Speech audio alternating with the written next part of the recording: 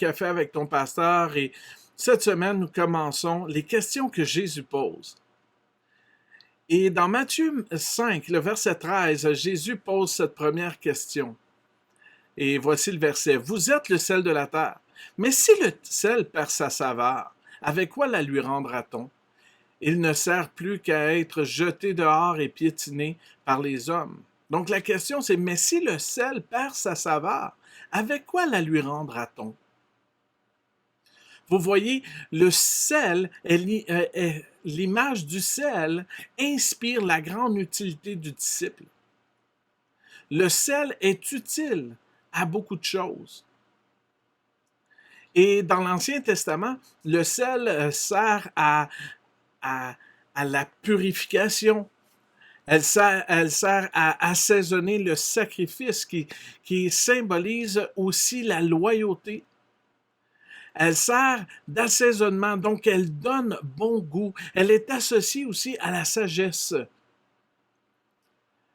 Donc l'historien Pliny dans The Natural History mentionne que le sel était utile pour le soin de la peau, les rides comme un baume pour raffermir le ventre d'une femme après l'accouchement. Elle était utilisée dans la médecine du temps, soit en ophtalmologie ou comme remède. Elle était aussi utilisée par les vétérinaires de l'époque. Donc, il y avait une utilité au sel. Et Pliny va encore plus loin. C'est chaque sel de différentes régions servait à différentes choses. Maintenant, quel est le message de Jésus ici?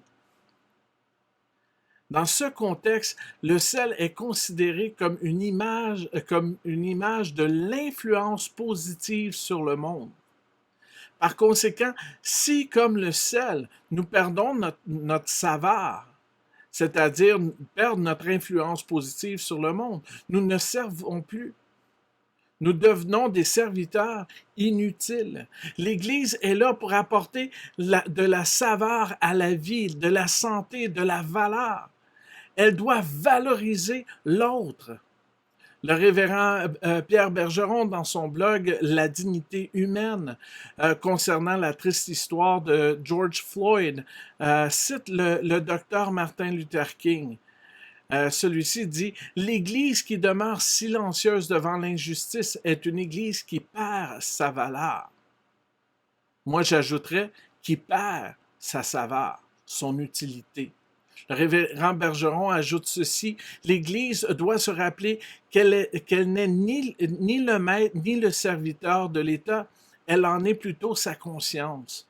Si l'Église ne recapture pas son zèle et sa voix prophétique, elle deviendra un club social sans importance, sans autorité morale ou spirituelle. Vous voyez, le mot grec pour perdre sa saveur va encore plus loin que ça, parce que le terme grec signifie devenir insensé ou fou. Un disciple insensé ne peut pas influencer positivement le monde. Donc, où est cette saveur?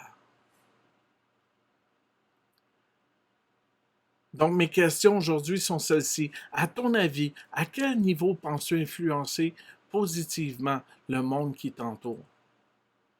Que fais-tu pour raviver la ferveur de ta vocation comme chrétien?